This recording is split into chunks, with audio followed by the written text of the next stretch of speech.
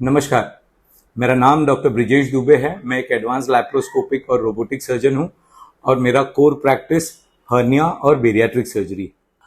आज हम बात करते हैं उन रिस्क फैक्टर्स पे जिनमें इंसिजनल हर्निया होने के चांसेस बढ़ जाते हैं।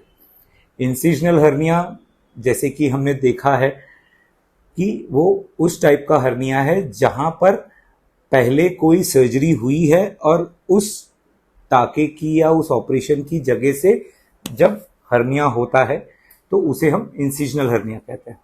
अब ये किन पेशेंट्स में होने के चांसेस बहुत ज़्यादा होते हैं उसके बारे में हम थोड़ी सी जानकारी हासिल करते हैं। अब ये होने के 3 मेन कारण। एक है सबसे पहले पेशेंट रिलेटेड फैक्टर, यानी जो पेशेंट में ऐसी क्या चीज़ें होती हैं या ऐसे क्या रिस्क फैक्टर्स हैं जिसकी वजह से ये हो सकता है। सबसे पहला है एज। जितना ज़्यादा एज है इंसिजनल हर्निया होने के चांसेस उतने ज़्यादा होते हैं, क्योंकि उस हिसाब से उनके टिश्यूज़, उनके मसल्स, उनके फेशियाज उतने स्ट्रांग नहीं होते हैं। ये एक सबसे बड़ा कारण है। दूसरा कारण है जेंडर। ये देखा गया है कि मेल जेंडर्स में यानी पुरुष पेशेंट्स में इंसिजनल हर्निया ज़्यादा होते हैं। तो ये एक रिस्क फैक्टर है कि मेल पेशेंट्स में अगर हम सर्जरी करते हैं तो उनमें इंसिजनल हर्निया होने के चांसेस ज़्यादा होते हैं। इसके अलावा अगर हम देखने जाएं तो जो सबसे मेन कारण होता है वो होता है ओबेसिटी यानी कि मोटापा। तो जिन पेशेंट्स के बीएमआई 30-35 के ऊपर होता है, जितना बीएमआई ऊपर जाता है या जितना वेट पेशेंट्स का एक्स्ट्रा है या एक्सेस है, उतना ये इंसिजनल हर्निया होने के चांसेस बढ़ जाते हैं। इसका मेन कारण है ओबेसिटी में पेट के अंदर का जो प्रेशर होता है या इंट्रा एब्डोमिनल कंपार्टमेंट या इंट्रा एब्डोमिनल प्रेशर हम जिसको बोलते हैं, वो बहुत ज़्यादा होता है, जिसकी वजह से वो हर्निया होने के चांसेस बढ़ जाते हैं। तो ओबेसिटी के बाद हम ये देखते हैं कि और कौन से कोमॉर्बिड फैक्टर्स हैं जिनमें हर्निया होने के या इंसिजनल हर्निया होने के चांसेस ज़्यादा है। डायबिटीज़, क्योंकि उसमें वुंड इन्फेक्शन होने का रिस्क ज़्यादा होता है। सीओपीडी या जिसे हम अपनी भाषा में हम उसे अस्थमा या ब्रोंकाइटिस कह सकते हैं या दमा कहते हैं, जिसमें पेशेंट को अक्सर खांसी आती है, जिसकी वजह से भी इंट्रा एब्डोमिनल प्रेशर ज़्यादा होता है और ये प्रॉब्लम हो सकती है।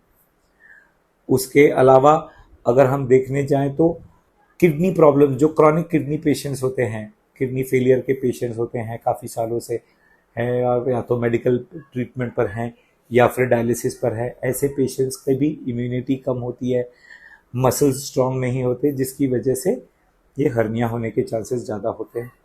स्मोकिंग एक बहुत बड़ा कारण है जिसकी वजह से वुंड इन्फेक्शन और इंसिजनल हर्निया होने के चांसेस बढ़ जाते हैं।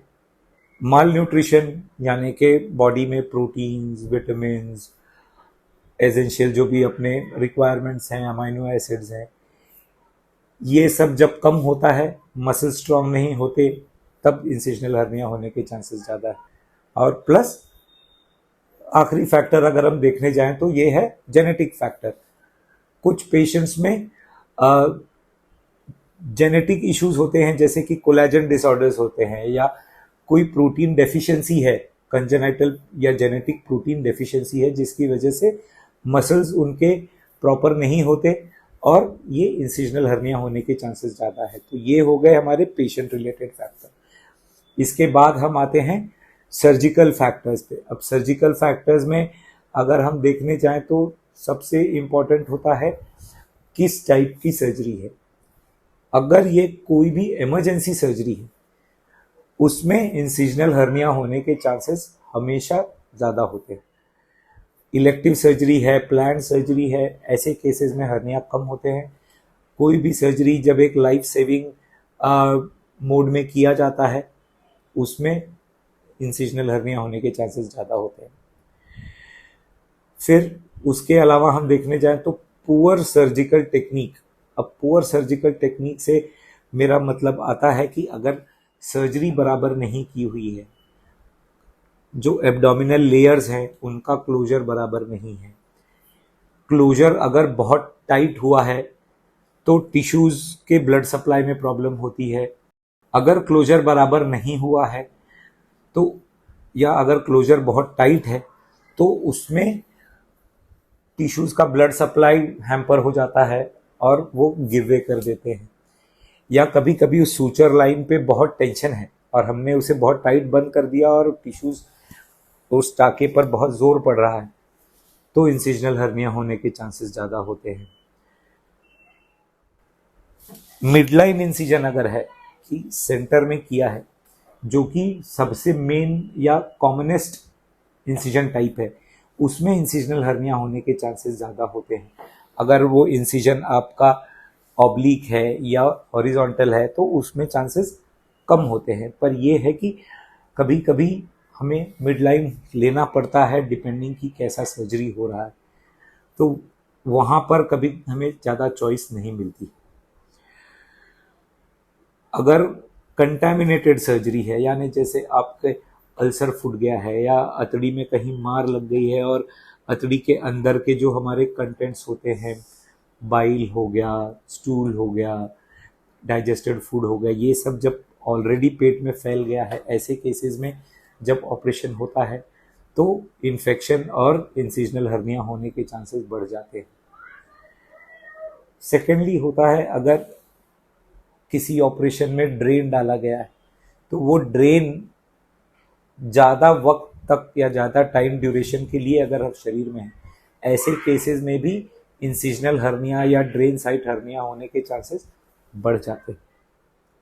तो ये हो गए हमारे सर्जिकल रिलेटेड। अब पोस्ट ऑपरेटिव पीरियड, यानी कि ऑपरेशन के बाद ऐसे क्या सिचुएशन आते हैं जिसमें ये इंसिजनल हर्निया हो सकता है। तो सबसे मेन कारण है वुंड एडिशंस। अगर ऑपरेशन के तुरंत बाद, जैसे कि 1 हफ्ते या 2 हफ्ते के अंदर अगर वो वुंड गेप कर जाता है, स्किन खुल गया है या अंदर का फेशिया खुल गया है, इन्फेक्शन हो जाता है, तो ये पेशेंट में हर्निया होने के चांसेस बढ़ जाते हैं। अगर ऑपरेशन के बाद पेट के अंदर का प्रेशर, जैसे हम पहले बोल रहे थे इंट्रा एब्डोमिनल प्रेशर अगर ज़्यादा है, ऐसे पेशेंट्स में भी हर्निया होता है।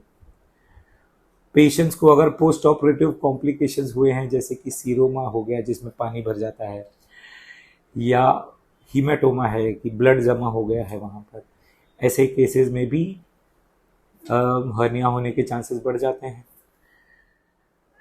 लास्ट पॉइंट अगर हम देखें तो ये है, अगर हम प्री मैच्योर टाइम पे, यानी समय से पहले अगर ऑपरेशन के बाद फिजिकल एक्टिविटीज़ करने लगते हैं। जनरली हम पेशेंट्स को 4 से 6 हफ्ता कोई भी फिजिकल एक्टिविटी करने के लिए अवॉइड करते हैं, पर अगर कोई पेशेंट उससे पहले अपना कोई भी स्ट्रेनियस या एक्सेसिव फिजिकल एक्टिविटी कर रहा है, एक्सरसाइज जिम कर रहे हैं, तो ऐसे पेशेंट्स में भी हर्निया होने के चांसेस बढ़ जाते हैं। तो जब भी कभी आपका सर्जरी हो रहा है, कोई भी सर्जरी है, आप अपने सर्जन से बैठिए, बात करिए, सारे फैक्टर्स को समझिए, उन सारे फैक्टर्स को ऑप्टिमाइज करके हम इस रिस्क को कितना कम से कम कर सकते हैं, उस बारे में चर्चा करके और फिर सर्जरी कराना हमेशा बेटर होता है। Thank you.